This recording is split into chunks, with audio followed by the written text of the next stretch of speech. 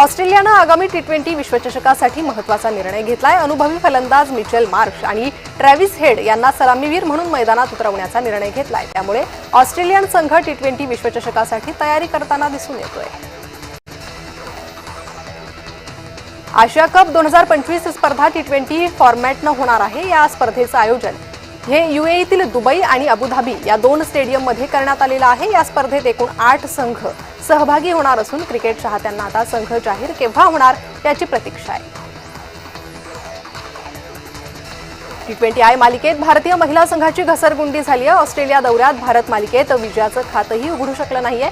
अखेरच्या क्षणी ऑस्ट्रेलियानं बाजी मारली। ऑस्ट्रेलिया ए टीमनं ही मालिका 3-0 अशा फरकानं आपल्या नावावर केली आहे।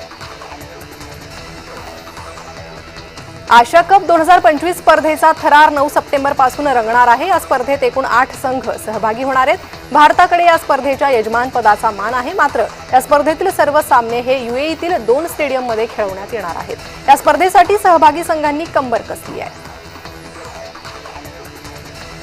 आयसीसी वुमन्स वर्ल्ड कप 2025 स्पर्धेत 30 सप्टेंबर ते 2 नोव्हेंबर दरम्यान एकूण 31 सामने आयोजित करण्यात आलेले आहेत। या स्पर्धेत एकूण 8 संघांचा सहभाग असणार आहे। प्रत्येक संघ 7-7 सामने खेळणार आहे। आशिया कप 2025 स्पर्धेनिमित्तानं 2 आघाडीच्या ऑलराऊंडरमध्ये थेट सामना पाहायला मिळणार आहे। टीम इंडियाचा ऑलराऊंडर हार्दिक पंड्या आणि अफगाणिस्तानचा अष्टपैलू राशिद खान या दोघांमध्ये चढाओढ पाहायला मिळणार आहे। आतापर्यंत स्पर्धेसाठी भारत आणि अफगाणिस्तान या दोन्ही संघांची घोषणा करण्यात आलेली नाही।